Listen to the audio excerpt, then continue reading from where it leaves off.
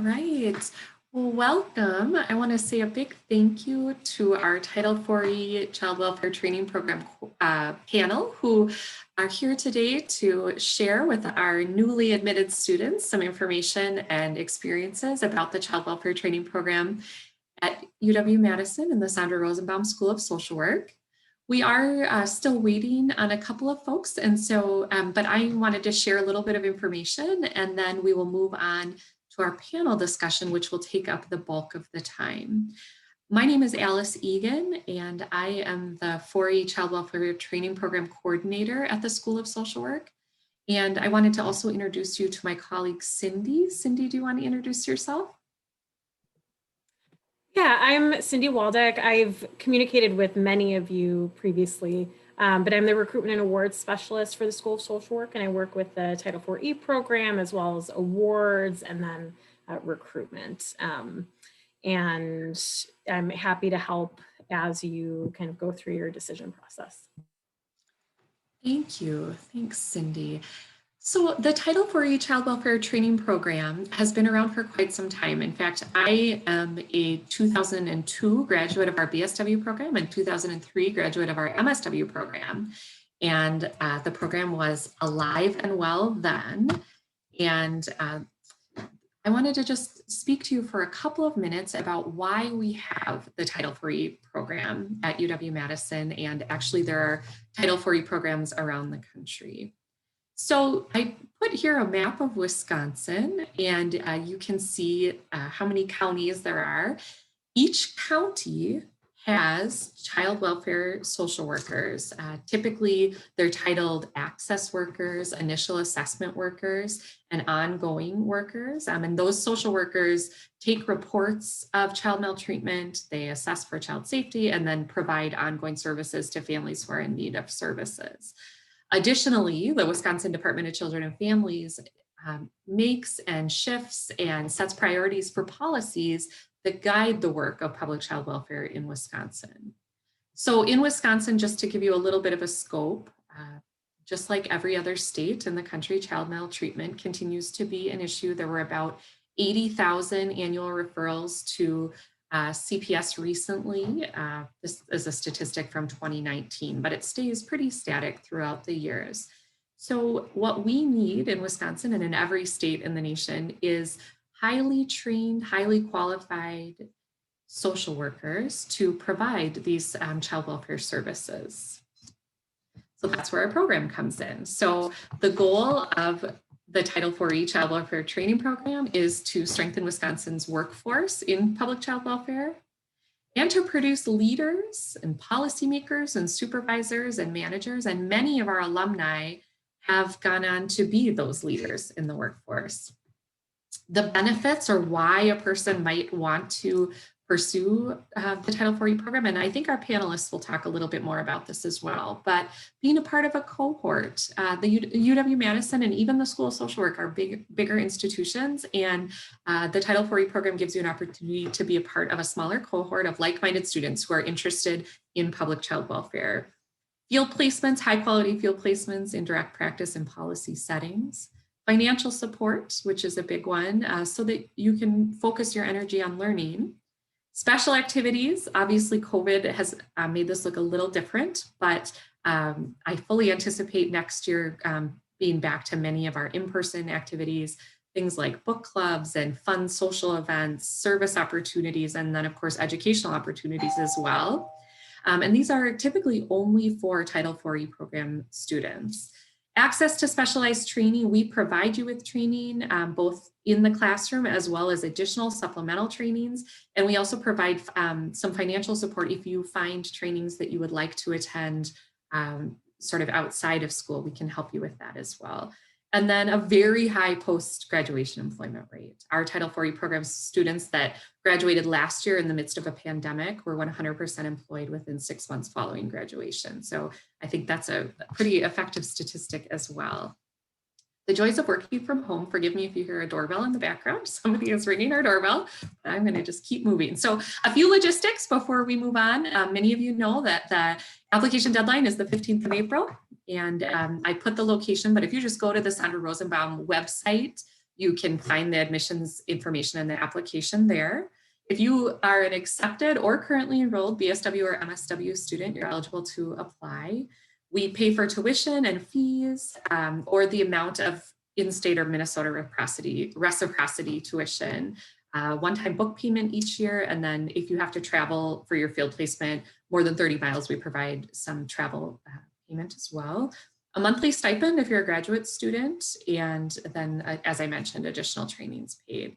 And then in exchange for all of that support, you agree to work in public child welfare in Wisconsin for 1 year if we fund you for 1 year, or 2 years if we fund you for 2 years following graduation. And those positions are typically in initial assessment, ongoing, sometimes access, occasionally county foster care, and there are also positions available at DCF. But most of the positions would be in direct service, public child welfare, child protective services. If you are a part-time program applicant, it's also 1 to 2 years of payment. So if we pay for 2 of your years in the part-time program, you would do 1 year of work payback. If we pay for 4 of your years, you would do 2 years of work payback. So those are the logistics that I wanted to tell you about, and I wanted to provide you with some contact information. These are on our website as well, but either myself or Cindy can answer your questions about the Title IV program. We also have a general inquiry email address if that's useful to you as well. But I wanted to move on to the reason that many of you came today or are watching this videotaped afterwards, and that's to hear from our panel. So I am so grateful to have 3 of our current students and then a recent graduate of our Title IV program here today to talk to us about their experiences. So I was hoping our panel could start by introducing yourselves and telling us what year you are in the program or when you graduated, and also where you are completing your field placement or where you are working. And why don't we start with our graduate? Why don't we start with Stephanie? Hi, I'm Stephanie. I graduated this past May in 2020, and currently I am working as in initial assessment in Waukesha County. Thank you, Stephanie. Nice to see you. How about Noelle? Hi, I'm Noelle. I am in my second year and final year of the program, and I am completing my field placement at Jefferson County Human Services in initial assessment. Thank you, Noelle. How about Aaliyah? Hi, my name's Aaliyah. I'm currently in my first and only year of the program, and I'm with Dane County Ongoing CPS. Thank you. And last but not least, Emily.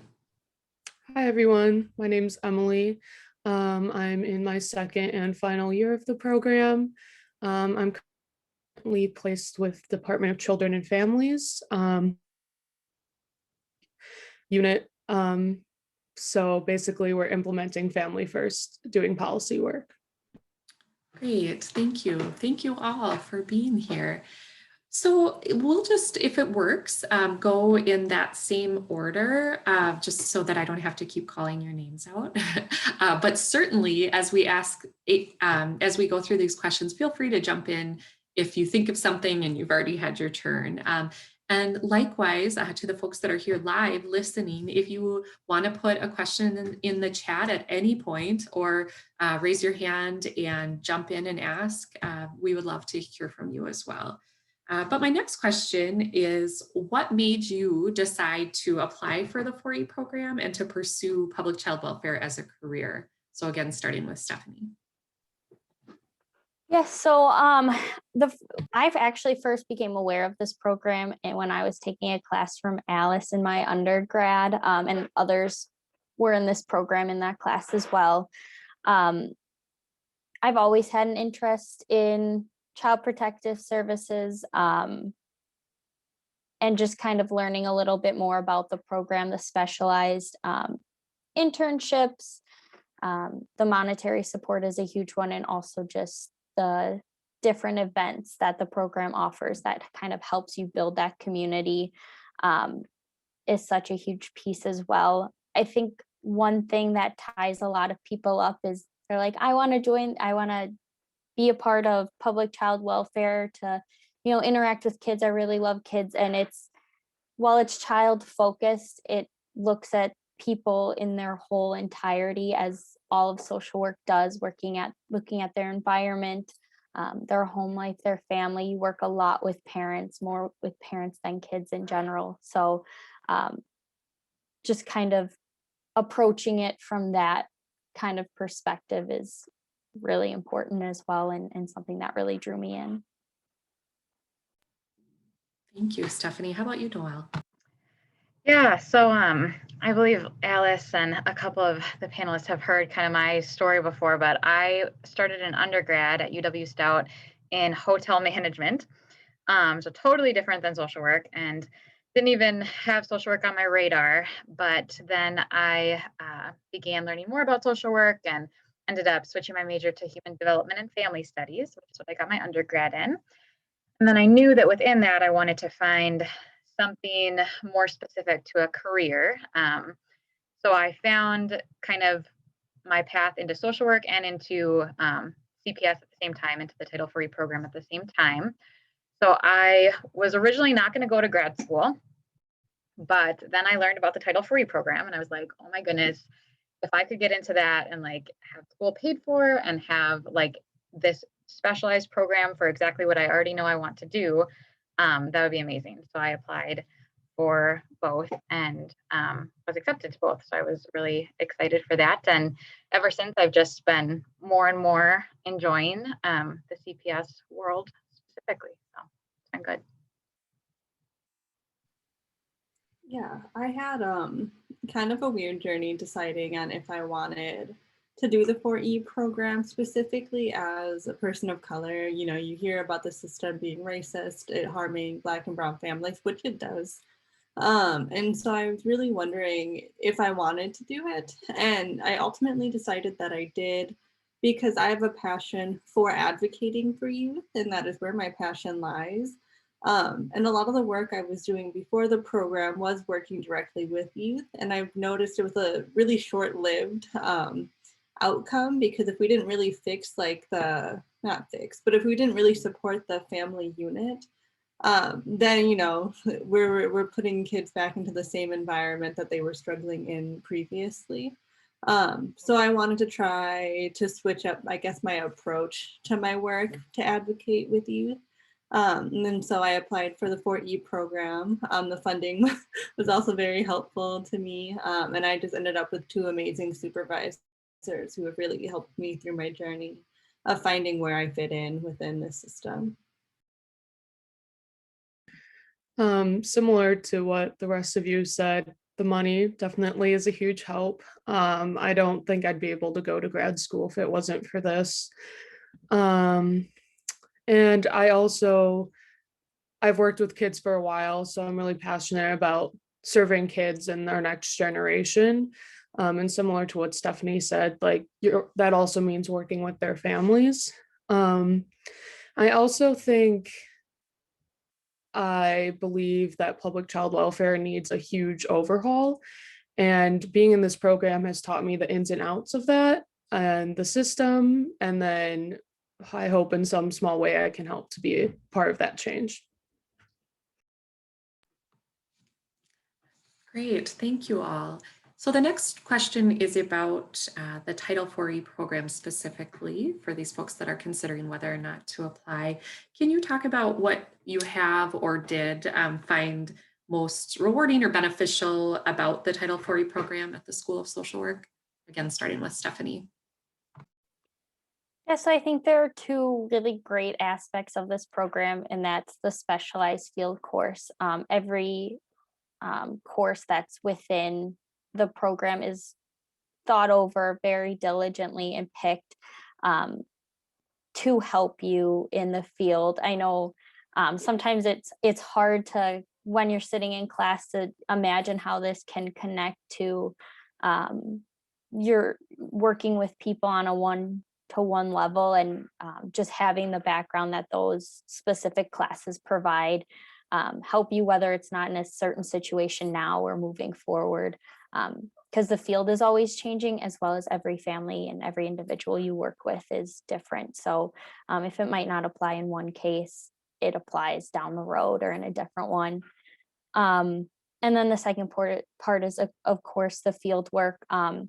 Having access to those specialized internships was incredible. Walking into my position, I started in June, and as crazy as a time as it was, I felt so much more prepared walking in on my first day than if I hadn't been a part of this program. I was just at a different level than I would have been, walking in my first day of my internship versus my first day on my job. You have a better idea of the field in general, kind of the expectations, the resources that are used, and just knowing more about different trainings that they have available as well. Kind of just being a couple steps ahead of the game and just being more independent, a little bit faster, and just learning more before you even walk in on your first day was so helpful. Thanks. Hey, I'm going to jump in here just for a moment because Megan asks, what is the most challenging part of being a Title IV scholar? And so maybe while we're talking about what's the most rewarding or beneficial, we could also add what's the most challenging. Do you mind adding that onto your answer, Steph? And then we'll move on to Noelle. I think sometimes you can feel a little limited as a 4E student just because of the expectations that are put upon you, both in like the classes you're supposed to take and the internships you're supposed to take, well, you have to take. You kind of see other people exploring other opportunities, and sometimes you wonder, like, am I in the right place? Am I fit out for this? I think everybody kind of reaches that point at some point. But by the end of the year at your internships or my first day at work, I kind of knew like, okay, this prepared me to be here and this is where I want to be and what I want to do. So it can be kind of challenging, but I think it helps you just have a better understanding of who you are and what you want to do and where you want to be as well. Yeah, I would say the most benefits that I've seen from the program, kind of like Stephanie, is how well prepared I feel now. I was talking with some people not in this program a few weeks ago, and like they had a mental health focus and I have this, and I was able to talk like about so many aspects of CPS that I didn't even like consciously know that I knew, but I was just rattling off like, oh yeah, of course, and then you do this and then this. And so I think this program really prepares you, but it doesn't feel like overwhelming, like you're getting too much info at once. The same way that it might feel when you're starting a job in CPS, having not gone through any training before. So I think that is incredibly helpful. I also think just the sense of community, like I see Emily and Aaliyah like 3 times a week in our classes and whatnot. And I like have met Stephanie before, even though we're in different years. So, and I had dinner at Alice's house for our 4E Fall Festival. So it just feels really like a small community, and we're able to kind of talk through what we're struggling with and what we're learning all together, which feels really good. And then I think most challenging, also similar to Stephanie, is just kind of feeling a little bit limited, like you can explore different options. And also you can't really think about moving out of the state for me for 2 years. So that's just kind of something to keep in mind. But otherwise, I think it's really beneficial. Yeah, I think for me, the most rewarding part has been being able to have conversations about like transformative social work with a variety of people, specifically even the professors. I've never really had a ton of professors who are so open and willing to like reimagine what social work looks like. And I like that dialogue, especially because most of the professors in this program have had years of experience. So they're people that you would want to like talk to about this because they know the ins and out of social work, and it's kind of cool to mix different generational ideas. So I just like that dialogue, and I like bringing that to different spaces, and I think that'll really affect how I work within the system. I think one of the most challenging parts for me, I feel like the limiting job aspects is real. And the questioning whether you're in the right place does happen for just about everyone. And I haven't gotten to the job part of actually getting accepted yet, so I'm just not fully in that in that like breathing space of finally like feeling a little more stable. But for right now, I guess one of the most challenging things is that sometimes I like want some of my colleagues to do more, and myself included, when it comes to terms of like advocacy projects. Sometimes I just feel like, you know, we're in a really white space and it does feel sometimes really isolating as a person of color. And then there's sometimes just dialogues going around that really aren't as socially just as they should be, but they're usually challenged with, which is good. But sometimes as a person of color, it can feel a little isolating to know that like sometimes you're the only one who's continuously thinking about marginalized identities and how they're affecting work in a system that pretty much remains complacent a lot of the times. Yeah, so sorry, the question was most rewarding. Okay. I definitely some of you said like the community we have. Um, you know, it's a little different during COVID, but we still have a big group chat of us that help each other. Um, and I think it's really nice having our community that can kind of be tailored to what we need or want. We have monthly like student meetings where we can talk about different things with regard to like social, just generally how we're feeling or different topics. So that's been really nice.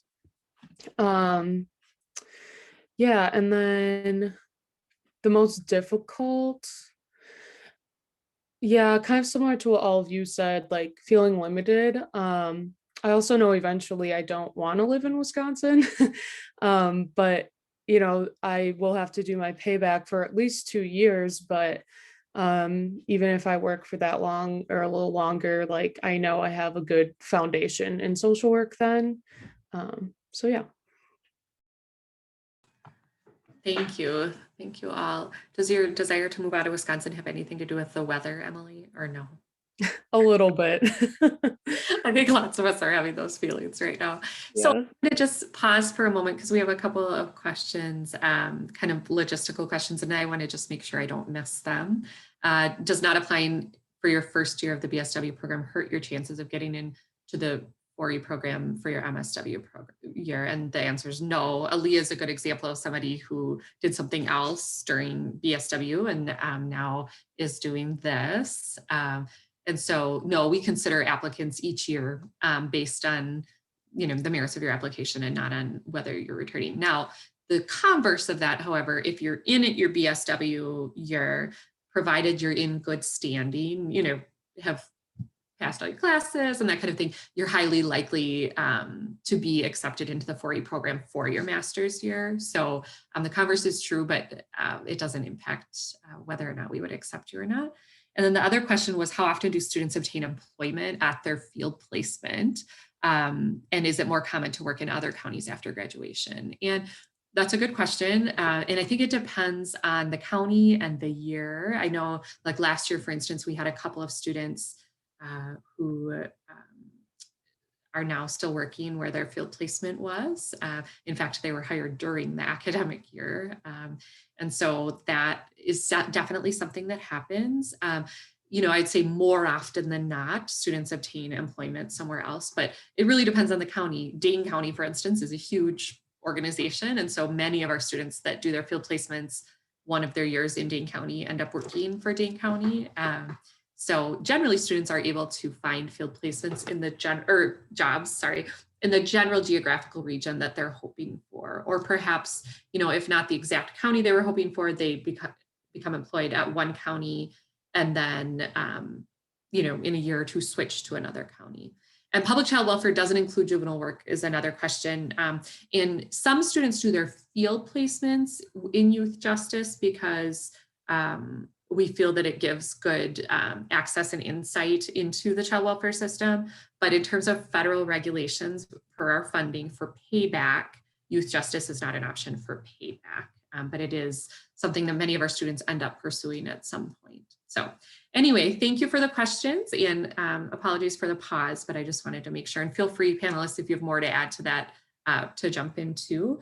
But let's move on to away from the 4E program and just to public child welfare work generally. What are you finding, or have you found to be rewarding and also difficult? And we'll start again with Stephanie. I think the most difficult part has just been the misunderstanding of what child protective services is and what child welfare is and what our role is exactly. I feel like every family I work with, I have to specifically say what I'm there to do.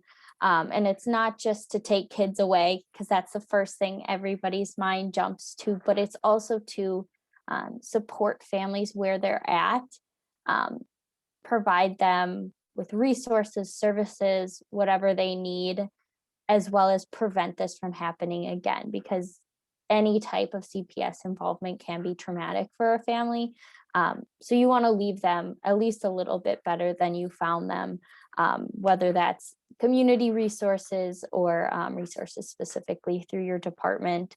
But specifically related to that as well is the difference between, we talk a lot about safety, and you have opportunities for trainings regarding safety during grad school, and I would definitely encourage you to take advantage of those opportunities.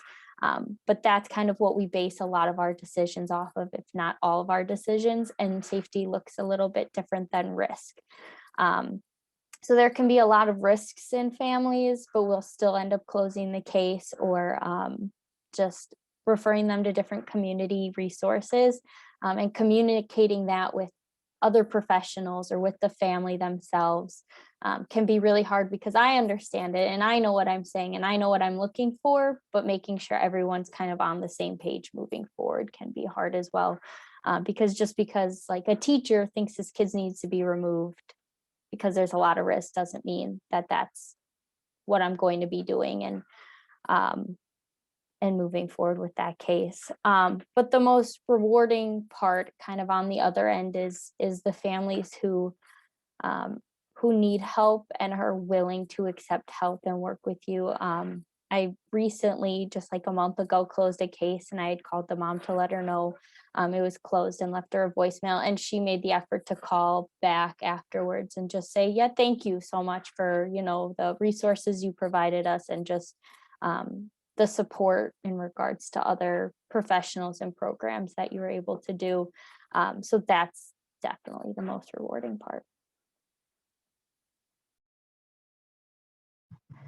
Yeah, I would say the most rewarding part for me is feeling like you are making a positive difference. I really appreciate that Jefferson County has what we call services cases, which are not actual investigations, but just an offering of whatever services and help we can, because there isn't an actual safety concern.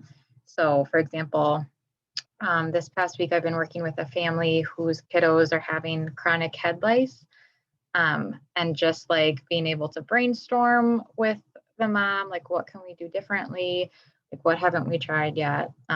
And researching for her and putting in the effort for her and getting things for her to help beat that. So that feels really good. And things like that are what I'm loving so far about this. I think one of the hardest things for me is just when you get into an actual CPS field placement or job, it can kind of feel a little bit like, oh my gosh, danger is everywhere. Like maltreatment is everywhere, because that's what you're seeing so much of during your days. But keeping it in perspective of like the vast, vast, vast majority of parents love their kids and are doing the best that they can. So just that balancing act. For me, one of the most rewarding parts has been the committees that are formed inside of Dane County specifically. Two that I'm sitting on are the race committee and the anti-racist committee. And we just really reflect on a lot of the work that's being done and that's being pushed out by the agency, and how we can really work to make something that's better for families, that advocates for even just little things, right? Like, can we have documentations that are in like more than just English, so that Spanish speaking and like Hmong speaking families can like actively participate in the documentation process of their own case. I think one of the, I guess, more difficult parts about working in CPS for me has just been, I don't know, sometimes you like get a lot of cases that are not doing too hot at the moment, and it feels like there's nothing you can do. There are other systems at play, like we interact a lot with law enforcement, a lot with other mental health agencies. And, you know, when those systems are failing our families, then we too are going to end up failing our families because we're so limited.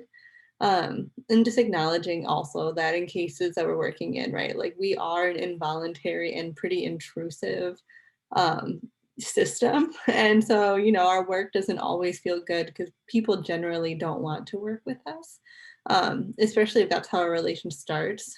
Sometimes the relationship can get better as the case goes on, and like families might want to be a little more willing to work with you, but it doesn't always feel like good work. Like sometimes you're going to feel pretty awful about it, but I think usually it always comes to a pretty decent conclusion, whether it's for the youth that you're working with or the family in general.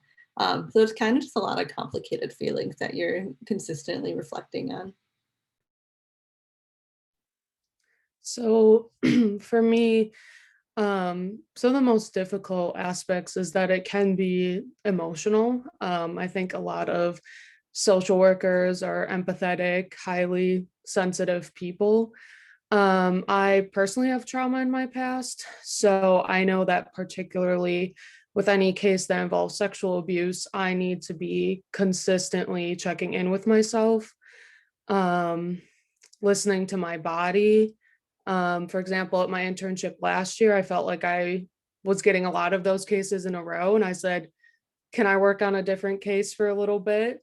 So just like being aware of like what you need. Also, there is secondary trauma, vicarious trauma that can happen. So yeah, I think just like being really in tune with yourself is, you know, we say self-care a lot, but you really do have to like take care of yourself before you can take care of others. And rewarding, um I think of like some smaller things that have happened. Like, for example, last year there was a child that I was doing initial interview with, and we were able to create this space where I was the first person he had ever disclosed some serious abuse to.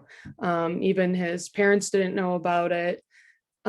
So I was really thankful that he felt comfortable enough to do that with me. And I felt like then going forward, we were able to help him get in therapy. And then I don't know, hopefully then, even though I was only with that person for 60 days, then going forward, it makes me hopeful that then this progressed into something that's helpful for their future as well. Thank you all. It's wonderful to hear all of your perspectives. And thank you to the people watching for the great questions. We have another question, and now seems like a good time to answer this. The Taylor asks, I think a big worry for some is the high burnout rate with CPS. Have you all experienced this, or was this something you were nervous about? And how do you cope with all the emotions? I think that's definitely a concern for anybody in social work, but especially with CPS, what you're seeing and who you're working with. I think this program, we talk about it a lot. It's not something that's just kind of there and no one talks about. We talk about it a lot, as well as talking about self-care. And I think this program helps set you up now, kind of when you're in the position as a student, to create a plan, to create your way of addressing kind of what you're dealing with on a daily basis, and then being able to take that into whatever position you're in next was extremely helpful. I know I went through a lot, like my very first year of the program, personally, as well as then my next year at my internship, I was also going through a lot. So just having the supports that I did in this program and the ability to talk about it helped a lot. That community that you build, these are people going through the same exact thing that you're going through, or they experienced it the week before, they're going to experience it next week.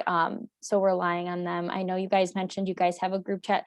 So do we, and we still use it to this day. We're all around the state of Wisconsin, but we're always checking in with each other and providing resources and supports. In regards to kind of how you handle your emotions, I mean, I'm definitely a sensitive person, but I think when you go into the position, you kind of put on a hat and you kind of realize, like, in my role, I'm not Stephanie, I'm a social worker. And that kind of helps me. There's still a lot of overlap, and there's still a lot of days where I take things home with me. Well, I'm at home, so I take it out of my office. But I think kind of having some sort of split is really helpful as well, in seeing how you see yourself as well, versus you as a person versus you as a social worker. Yeah, we definitely do talk about this a lot. So I feel like you will be prepared to some extent to recognize your own responses to what you're seeing and encountering. I think a couple things I would say is, it doesn't happen every day, right? Like that you encounter these horrific things or even like pretty bad things. Like there, especially in initial assessment, there are so many things that come in that are, I don't want to say quick fixes, but they're just, easier recommendations in terms of like services and safety measures to be taken. So it is not always as horrific as people might expect entering CPS to be. But there are certainly a lot of things that are, and hard days and whatnot. I think compartmentalizing, like Stephanie said, is a great way. And then also, I appreciate that you are doing everything in conjunction with your supervisor. So you're never going to make decisions completely alone. You're going to have that backing and that support. And then that person is also your go-to for debriefing and talking about your emotions and how the case is affecting you. So that's really important to me, for sure.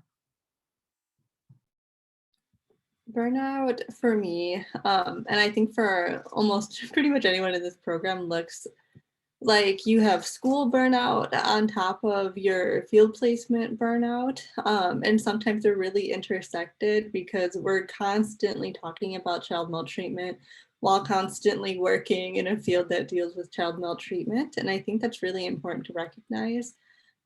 In social work, we're lucky to have really great faculty who, if you email them that you like need to turn something in late, or because you're needing time to process and do some self-care time, that they'll usually give you that time and say, like, turn it in when you can. And I think that is a great support, because at least for me, I really stress about school and stuff like that. So to know that I can take that and put it on the back burner when I need to is really helpful. And in terms of the field placement itself, you just need to be your own best advocate. If you notice yourself getting burnt out, making decisions that you're not really reflecting on anymore, right? You're just making decisions that you think you're just taking the steps you need to take.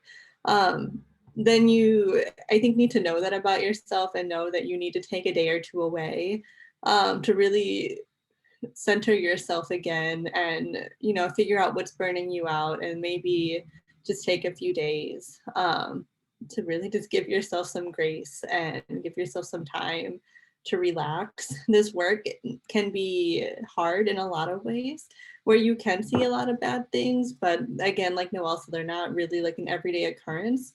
But sometimes you're just burned out from like the consistent meetings and phone calls you're having to do. Sometimes things are just super confusing because you're talking to lawyers and like mental health people, and you're talking to all these different systems that you sometimes have no idea what's going on. And that in itself, that learning process can be really draining. So again, I think you just need to advocate for yourself and be like, I need a day off where I can just like either catch up on work or do no work. You just got to know yourself a little bit better and like make sure you're acknowledging those feelings when you're having them. Yeah, I think you all have said really great things. And yeah, kind of to what Noelle said too, like it's not, some days you're just doing like boring paperwork, like you're not necessarily like seeing and being involved in traumatic things. I'll also say like I feel like burnout looks different depending if you're doing initial assessment, ongoing access, or doing Department of Children and Family work. Last year when I was in initial assessment, it was kind of more like reading and consistently like maybe seeing trauma or like reflecting on particularly difficult cases. Whereas this year, now that I'm doing policy work, it's a little bit more of that Zoom fatigue and the reading and educating myself. But I think one thing that's really helped me, especially that I've seen the units that I've been a part of, is like knowing you are not alone. I think especially during COVID, we're all talking about mental health a lot more. And even if you're having a hard time with a case or a particular issue, like everyone else is there to talk it out with you in your unit usually, or your supervisor. So I think knowing you're not alone has helped me a lot, because sometimes that it's a lot of pressure. So knowing like, hey, I can bounce ideas off of other people if I'm stuck is really nice.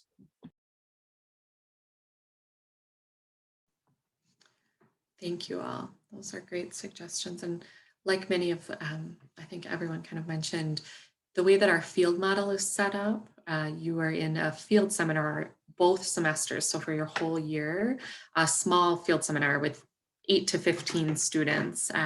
And those students and the faculty hopefully really become a support for you and kind of a soft place to land, hopefully related to how you're feeling. So it is something that we pay a lot of attention to at the school. So I'm aware of time and our panelists' time. So we have one final question and we have a question in the chat. And so this final question, we don't need to go in order, just jump in, is just kind of a random advice question. Do you have any advice related for these? And these are primarily incoming BSW and incoming MSW students, just generally or specific to 4E. And then Megan asks a question about initial assessment and ongoing CPS during COVID. And I can start by just saying that I know that it hugely varies from county to county. Some counties have been sort of providing in-person services since the beginning, or some counties have really been working remotely. And so if you have anything in your advice giving to add just about what work has looked like in COVID, feel free to do that too, but just jump in if you have some thoughts. I think my biggest piece of advice would just be take advantage of every opportunity you have, whether it's trainings, social gatherings, or other programs, whether it's offered by 4E or the School of Social Work in general. I took advantage of a lot of them, and I put myself in situations that I might not have been entirely comfortable before then or at that time. And I just felt like I grew a lot, and that I really benefited from all of those, because you may not have those opportunities moving forward, or you just don't have the opportunity to do those. And then specifically in my county, all of our ongoing is virtual. And we work virtually, but we do the same exact work for initial assessment. So I do go out in person. Since I started in June, we've been doing in person, like home visits, school visits, but everything else is done virtually over the phone, but the work looks the same. It has to, because child safety hasn't changed. I can go. I think one piece of advice that I would give is to be really picky about your supervisor, and I think that is 100% okay to do. You'll get an interview if you haven't had that experience before. Like, you'll be set up with interviews with different county workers, sometimes multiple. And, you know, they're seeing if you're a good fit for them and vice versa. My first year, I wasn't that picky and I was just way too excited about having a field placement. And I ended up really not liking it because I didn't really question anything and I just wanted a field placement. So I stayed there and I wasn't happy. My second year, I was really, really picky about who my supervisors were. And I have two that I love and who are amazing supervisors. And it has made the biggest difference in terms of my work, my learning experience, and like my overall, like it lessens my burnout when I have my own little community now where I can talk to about issues. I am doing ongoing work right now, and I think the difference, at least I would say with IA during COVID, is we probably do a lot less in person than IA does. Sometimes we do in-person family visits just to like check in when we can, but most of our work is done through the phone or over Zoom. I can go. I would say my biggest piece of advice is just to, through all your field placements and all your experiences at the school, just keep networking because it becomes such a small world, CPS does, and it just feels so good to kind of know names of people from various counties and being able to just like know where you might want to end up or what opportunities might be out there in the future for you. And then Jefferson here is doing ongoing remote from home, and then initial assessment has been in the office, but a little bit less in-person contact with clients, more court hearings over Zoom and things like that. So, Yeah, I'll just add that this experience goes really quick. So really like take it all in. I feel like just yesterday I got accepted to the program 2 years ago. And so yeah, I think really take it all in. Like, don't get me wrong, I'm ready to be done with school in May, but really like I'm gonna miss a lot of the things that are provided with this program and discussions and things like that. And another piece of advice, I guess, related to the burnout that I think another 4E student might have originally shared with me is like, if you are able, like take one day completely off. So for me, that's Saturday. I don't work on Saturdays, don't have school, don't have internship, and just don't do homework. And that's been a really great piece that's helped me with that burnout. I'm gonna answer Megan's question. I was typing Megan, but I don't honestly. It was a ramble. So what I learned from my first supervisor is that sometimes you'll get placed with a supervisor who won't give you a ton of responsibilities. And that really hinders your ability to grow and to feel like you're doing anything. Specifically my BSW year, I was in the criminal justice unit.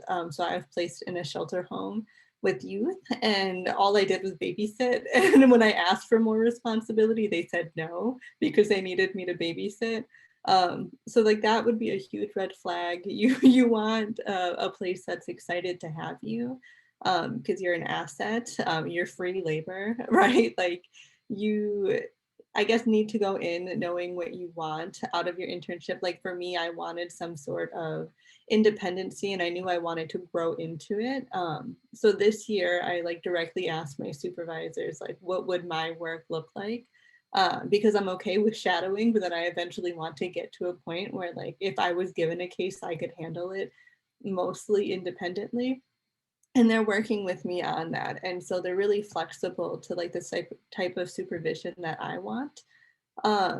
When previously some supervisors just don't really care what you want, they're just like placing you in there. And also I really value supervisors who are like, these are my morals and these are my values and this is how it plays out into my work.